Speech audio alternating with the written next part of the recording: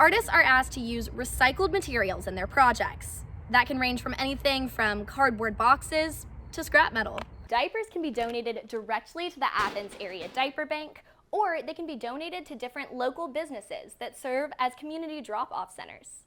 For a list of all participating locations, you can visit AthensAreaDiaperBank.com. Without money coming in from the T-SLOST, the county will have to find a different way to fund transportation projects like roundabouts, sidewalks, and road repaving.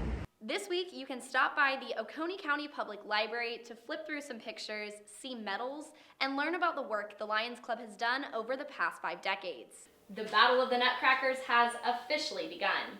If you're interested in adding one to your holiday decorations, you can call the number on the screen. The Tire Amnesty Initiative can only take tires from cars and light trucks, and tires on rims will not be accepted.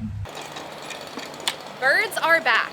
E-scooter usage in Charlotte is up 61% from last year. You can walk the trick-or-treat trail here at Herman C. Michael Park on Wednesday from 4 to 6 p.m.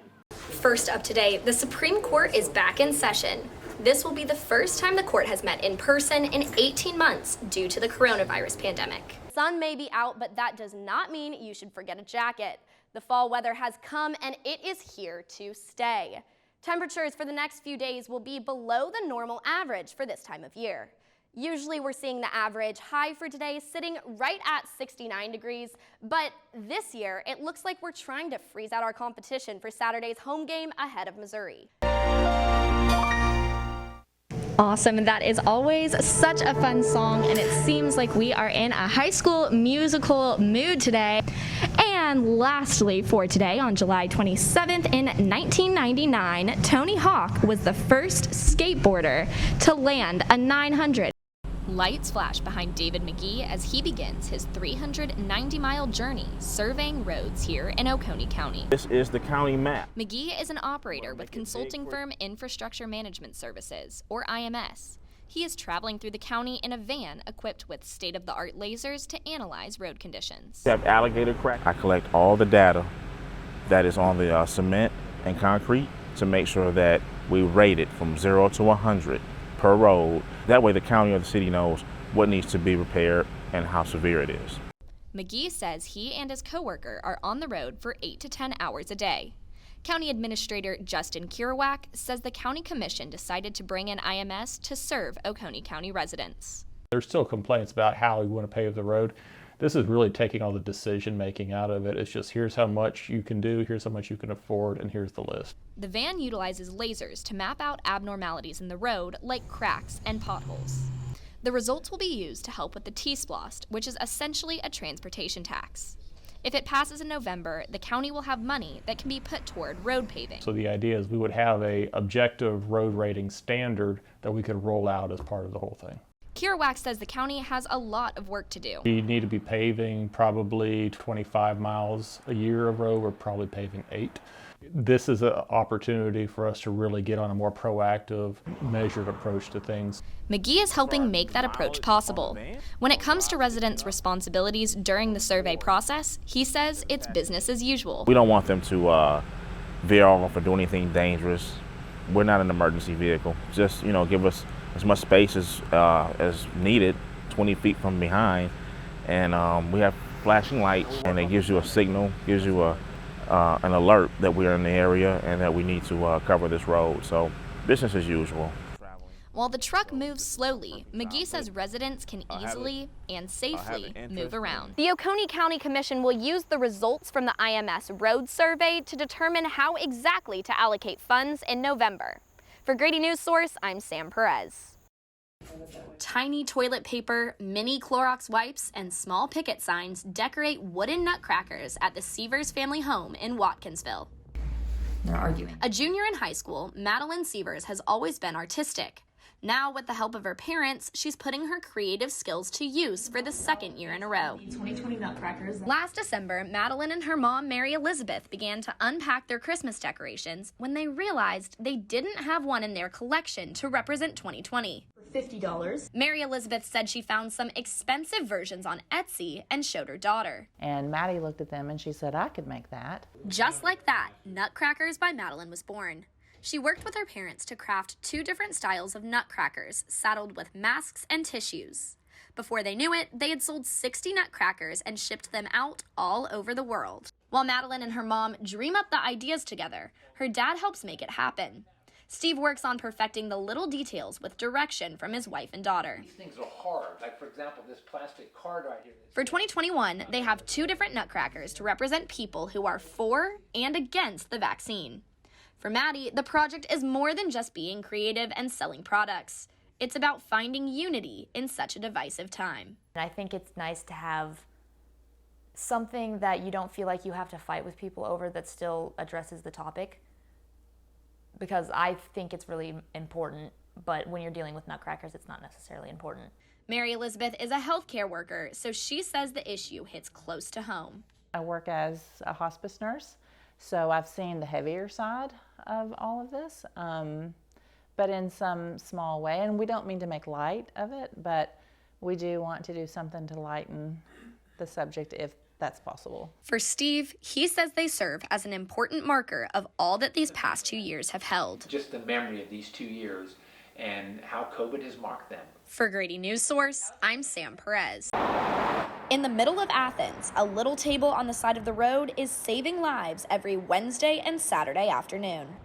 Access Point of Georgia is one of only 2 syringe service programs in the state. Riley Kirkpatrick helped start Access Point. Not only is he a certified peer specialist at Alliance Recovery Center, but Kirkpatrick is in recovery himself. We give them every single part of supplies for them to be able to shoot safely.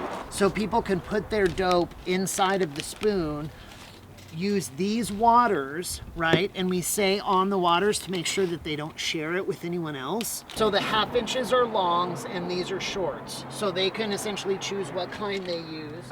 The concept is simple. People in active drug addiction can stop by to exchange their old needles for new, clean ones. They can also pick up free condoms in order to stop the spread of HIV throughout the community. How you doing? You got any dirties? Access Point also supplies fentanyl test strips to make sure any opioids don't have other drugs mixed in. And it gives out free Narcan, an opioid reversal drug. We only started doing street outreach in November, so it hasn't been very long at all. But we're killing it. It's going so well. People travel from all over the state to come to the table, Kirkpatrick says. Since January, he has saved every box of syringes the organization has given out. Each of the boxes represent 100 needles, which means Access Point has given out more than 5,300 syringes since it started. That is 5,300 times that someone is not spreading HIV or Hep C. While the COVID-19 pandemic ravages communities across the globe, another health crisis continues to plague the United States. The opioid epidemic has affected millions of lives as more and more people are getting addicted to harmful substances. Opioid use steadily increased during lockdowns and quarantine. Despite this growing issue, only 2 syringe service programs operate across Georgia. Athens, a major hub for substance use treatment, houses one of them. We're seeing a lot more use in the last year. Allie McCorkle worked alongside Kirkpatrick to help start the volunteer-based syringe service program. She also works as a treatment provider at the Outpatient Treatment Center Athens Clinic. My favorite statistic is people that access harm reduction programs and syringe service programs are 5 times more likely to go to treatment. So that is one of the resources that we provide. Although Access Point saves lives, some people think similar programs may be doing more harm than good. Syringe service programs are met with opposition that argues giving out clean needles enables people with substance use disorder. In other words, some think these programs simply allow people to continue using drugs. I understand that they're controversial, and I really think that that's because people don't understand what it is that we do. There's been enough research and enough statistics out to know that it doesn't make drug use any worse, but it does minimize the harms that are done as a result of drug use. And I think the biggest thing that we're seeing is we're the only ones in this community that reaches out to active users. Like, people who are actively using drugs, there's absolutely no resources for them, nothing. And they really all that they do is get turned away and get judged. Access Point aims to help people who are still struggling with active use, but the organization hopes that the people they're serving will eventually enter treatment. For now, Kirkpatrick and McCorkle want to keep them alive to give them a chance to make that choice. Overdose deaths are preventable. Access Point currently operates entirely with volunteers and donations, but McCorkle and Kirkpatrick hope that the program will continue to expand.